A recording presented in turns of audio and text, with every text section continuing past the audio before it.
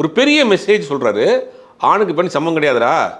ஆண் வேலைக்கு போன மாதிரி பெண் வேலைக்கு போயிட்டு ஆண் வந்து வேலைக்கு போயிட்டு பொண்டாட்டிட்ட காசு கொடுக்குற மாதிரி பெண் வேலைக்கு போய் புருஷன்ட்ட காசை கொடுக்குறா. அப்போ நீ வாங்கி சாப்பிட்டு வீட்டில் இருன்னு சொல்லிட்டு அந்த காட்சி அதோட கட் பண்ணி தான் வச்சுங்களேன், அது ட்ரையாக இருக்கும். அதோட லீடு என்ன பண்ணுறாங்கன்னா 3 பேர் உட்காந்து பேசுகிற மாதிரி ஒரு காட்சி இருக்கிறார். இந்த பக்கம் வடிவேலு, இந்த பக்கம் ஆர் சுந்தரராஜன், இந்த பக்கம் பாண்டியராஜன் உட்கார வச்சு பாத்தியா சகலை நம்மளை வந்து மதிக்க மாட்டேங்கிறார், வேலைக்கு போய்ட்டு வந்து ரொம்ப திமிராகி போச்சு அப்படின்னு அந்த காட்சியை காமெடி ஆக்குறாரு. ஒரு பெரிய மெசேஜை பெரிய விஷயத்த சொல்ல வர்றாரு, சொல்லிட்டு அதை அப்படியே காமெடியாக அங்கே கன்வே பண்ணுறாரு. அவருடைய ஸ்டைலே அதுதான். உச்சபட்ச காமெடி நடிகர் எல்லாரையும் கொண்டு படத்தில் போட்டுருவார். சார்லி இருப்பார், தியாகு இருப்பார், மயில்சாமி இருப்பார், வடிவேல் இருப்பார். இந்த பக்கம் அவங்கெல்லாம் அவருக்கு முதல்ல ஸ்கிரிப்ட் எழுதுறப்ப காமெடி ஆர்டிஸ்ட்டை ஃபுல்லாக ஃபில் பண்ணிடுறாரு படத்தில். அவங்கவுங்க பாயிண்ட் ஆஃப் வியூவில் அவங்கவுங்க ஏதாவது அவங்க ஸ்கோர் பண்ணிட்டோம்னு.